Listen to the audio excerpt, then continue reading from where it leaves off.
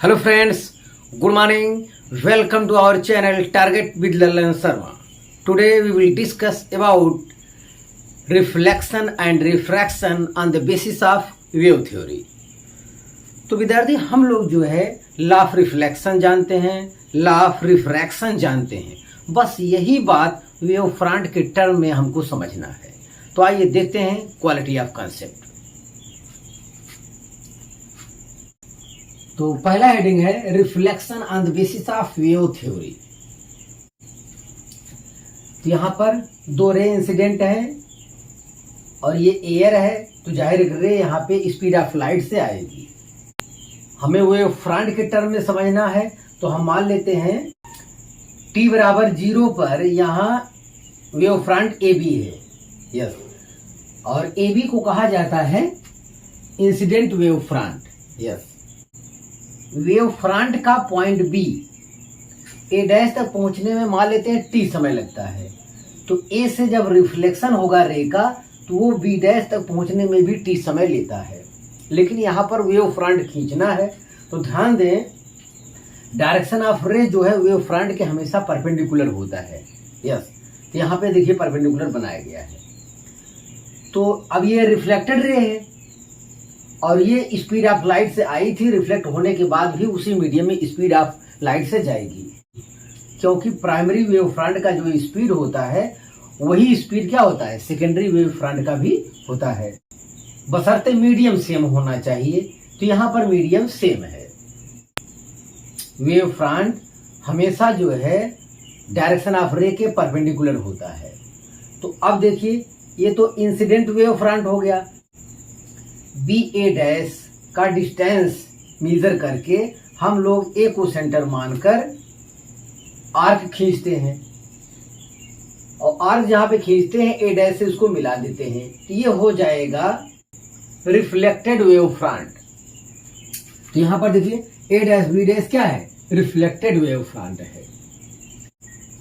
ये M1 M2 आपका mirror है।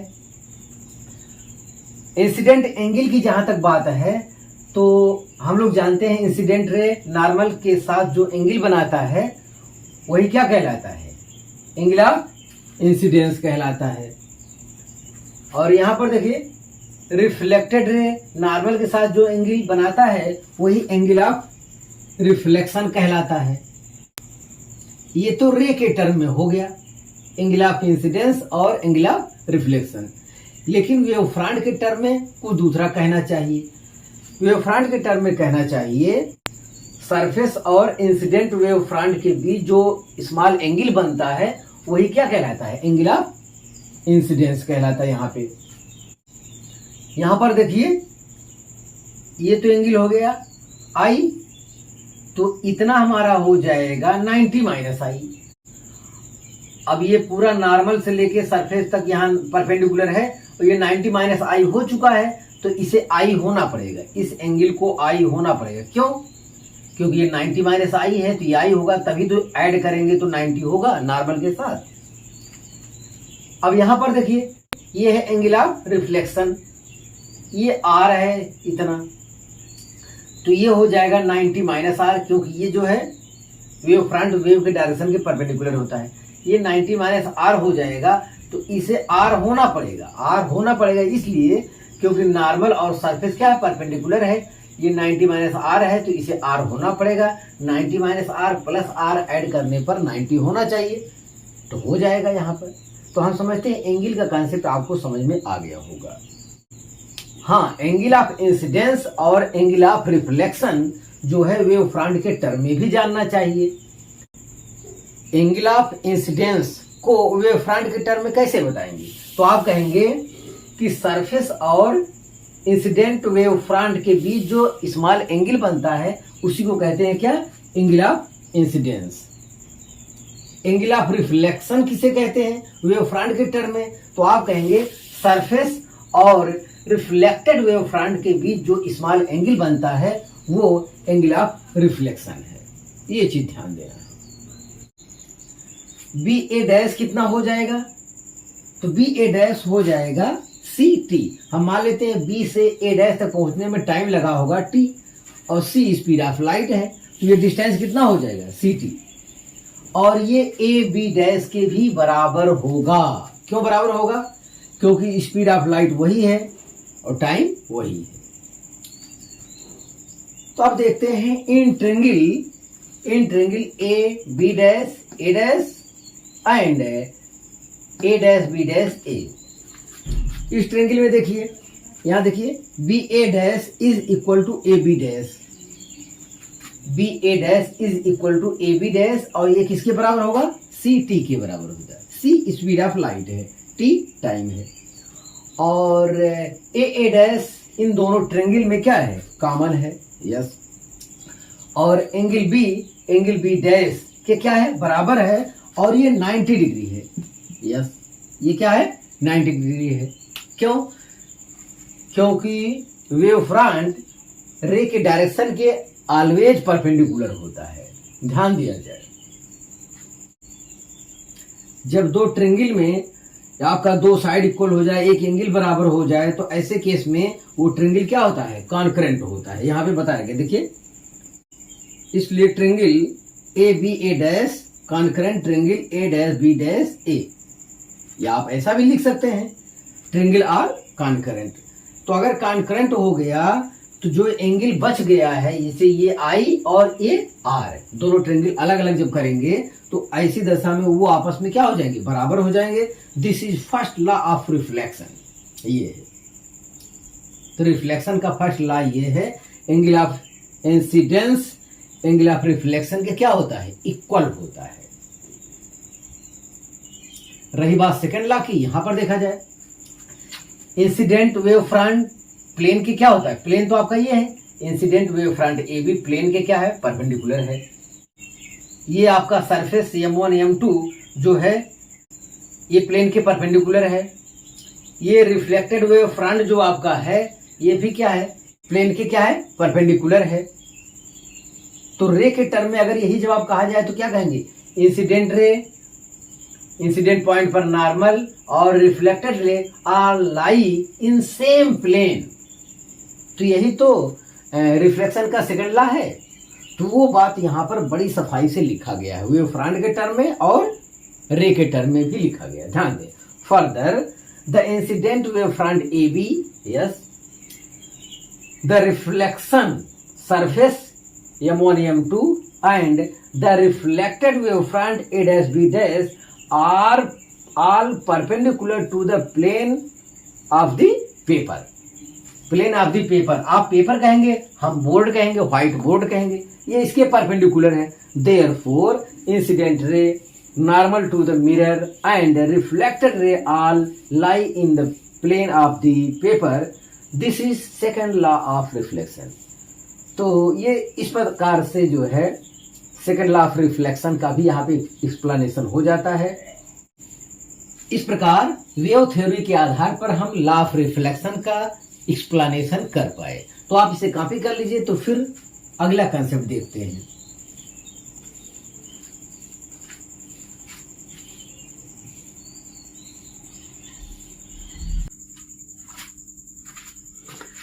हाँ विद्यार्थी, अगला हेडिंग देखा जाए, refraction on the basis of wave theory. आइए देखते हैं। तो यहां पे सरफेस एक्स वाई है, इसके ऊपर रेयर मीडियम है, इसके नीचे डेंसर मीडियम है। इसके ऊपर रेयर मीडियम है, इसका रिफ्रैक्टिव इंडेक्स जो है μ1 है, और इसके नीचे डेंसर मीडियम है, इसका रिफ्रैक्टिव इंडेक्स μ2 है। यस, रेयर मीडियम में जो स्पीड ऑफ लाइट है वो v1 है, और डेंसर मीडियम में स्पीड ऑफ लाइट v2 है। तो v1 की वैल्यू v2 से क्या है? ज्यादा है, क्योंकि हम जानते हैं रेयर मीडियम में स्पीड ऑफ लाइट ज्यादा होता है, डेंसर मीडियम में कम होता है। इस कंसेप्ट का ज्ञान होना चाहिए। यहां पर रे को इंसिडेंट करते हैं, तो यहां पर हमें वेव फ्रंट के टर्म में समझना है।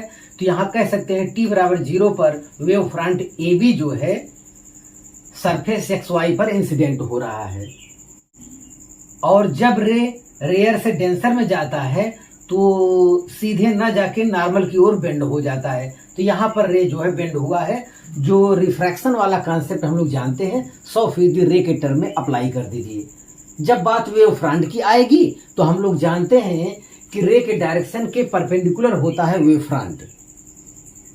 तो इस कॉन्सेप्ट के आधार पर हम लोग वेव फ्रंट के टर्म में भी एक्सप्लेनेशन कर पाएंगे और फिगर में भी उसे दिखा पाएंगे। तो ये रे है कि इसके परपेंडिकुलर आपका होना चाहिए, तो ये ए बी हमारा हो गया incident wave front. Yes, incident wave front का पॉइंट ए सबसे पहले रिफ्रैक्शन होगा। यस, तो टी समय में वेव फ्रंट का पॉइंट बी जो है ए डैश तक पहुंचता है, तो बी ए डैश जो डिस्टेंस होगा वो होगा v1 t हो जाएगा।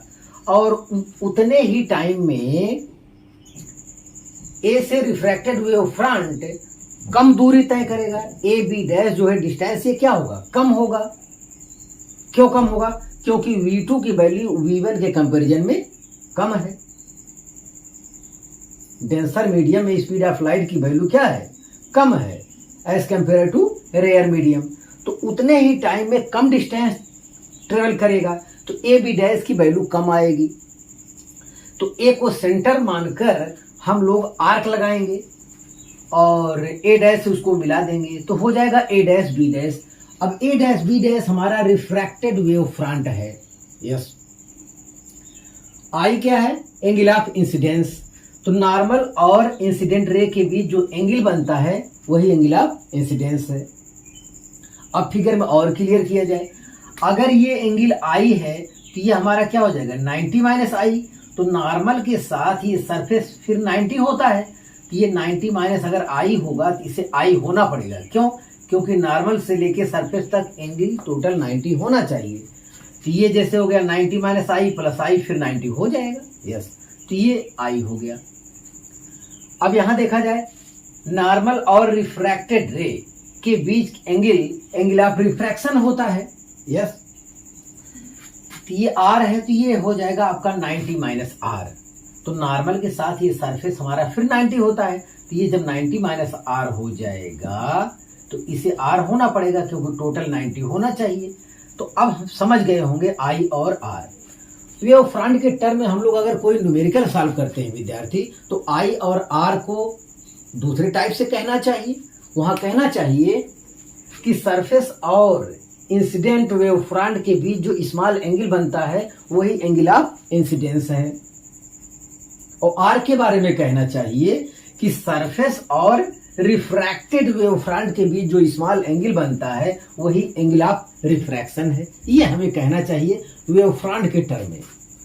तो ये कॉन्सेप्ट अगर आपके दिमाग में रहेगा तो इससे रिलेटेड कोई प्रॉब्लम कभी आएगा तो आसानी से सॉल्व हो जाएगा।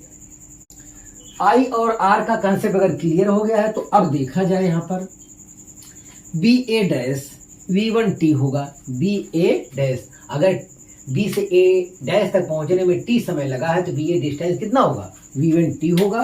एंड ए बी डैश देखिए कितना होगा, ये हो जाएगा v2 t।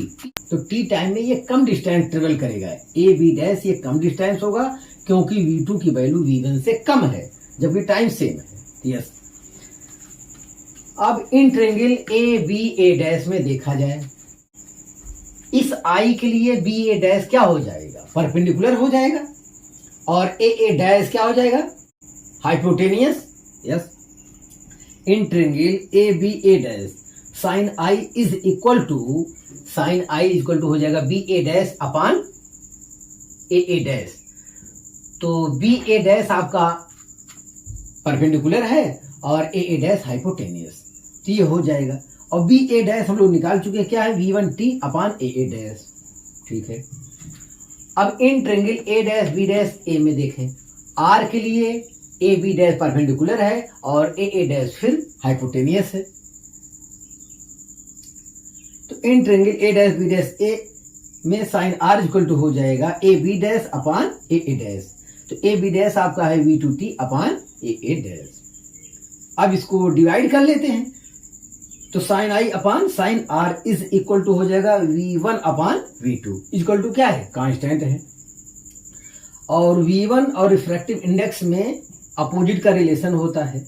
यस, तो यहां पे क्या हो जाएगा μ2 अपॉन μ1, ये क्या रहेगा, कांस्टेंट रहेगा।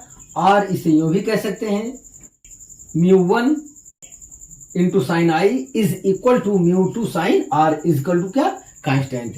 इसे स्नेल्स लॉ भी कहते हैं। This is first law of refraction. तो फर्स्ट लॉ ऑफ रिफ्रैक्शन का यहां पे एक्सप्लेनेशन हो गया।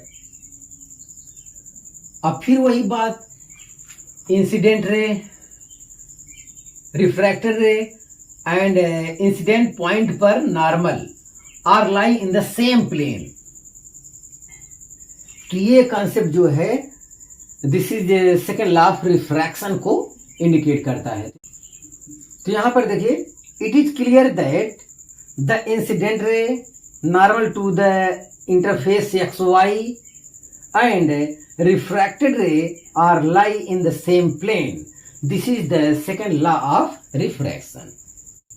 तो विद्यार्थी, वेव थ्योरी के आधार पर हम लॉ ऑफ रिफ्रैक्शन का एक्सप्लेनेशन कर पाए। तो आप इसे कॉपी कर लीजिए।